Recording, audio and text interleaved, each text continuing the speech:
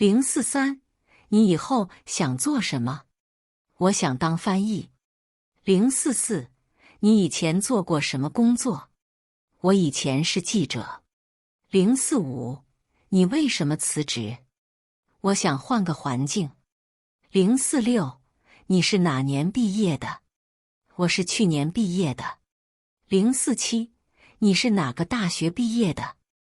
我是卢旺达大学毕业的。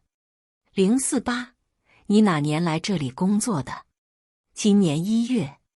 049，你每天几点上班？上午8点。043，你以后想做什么？我想当翻译。044，你以前做过什么工作？我以前是记者。045，你为什么辞职？我想换个环境。046，你是哪年毕业的？我是去年毕业的。047，你是哪个大学毕业的？我是卢旺达大学毕业的。048，你哪年来这里工作的？今年1月。049，你每天几点上班？上午8点。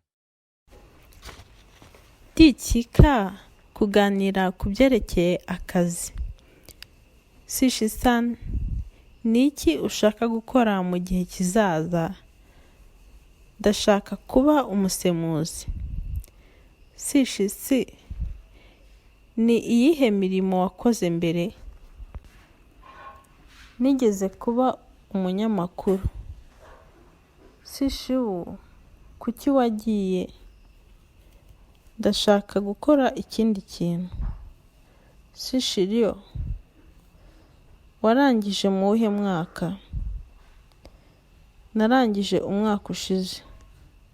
Sishiki, ni iyihe kaminuza warangijemo? Narangije muri kaminuza y'u Rwanda. Shishiba, waje gukora hano ryari? Mutarama uyu mwaka. Sishicyo, ukora ayahe masaha? 2:00 za mu gitondo. Isomo rya 7. Kuganira ku byerekeye akazi. 043, ni iki ushaka gukora mu gihe kizaza?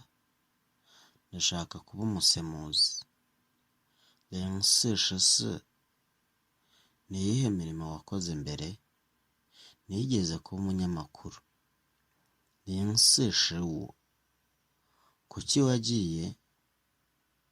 Ndashaka gukora ikindi kintu. 046, warangije mu wuhe mwaka?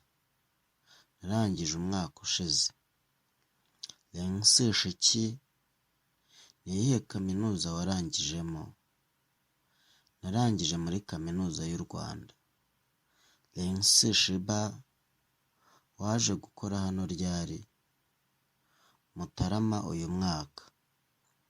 048, ukora ayahe masaha? 2:00 AM.